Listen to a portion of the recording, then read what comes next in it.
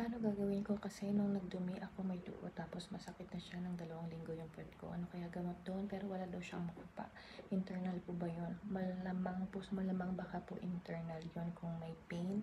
Tapos may bleeding, baka po na ano na siya, napunit kasi sobrang laki or namamaga po sa loob, ganyan. Pag kasi external yun, mas madaling ma-identify.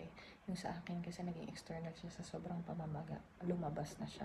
Ganun po yung nangyari sa akin. So, alam ko talaga na mayroong almoranas. Yung sa inyo po, baka iba yung case nyo, baka mas internal pa. So, ayun, mas maiging ipa-check. Pero yung symptoms nyo po is parang almoranas nga po siya.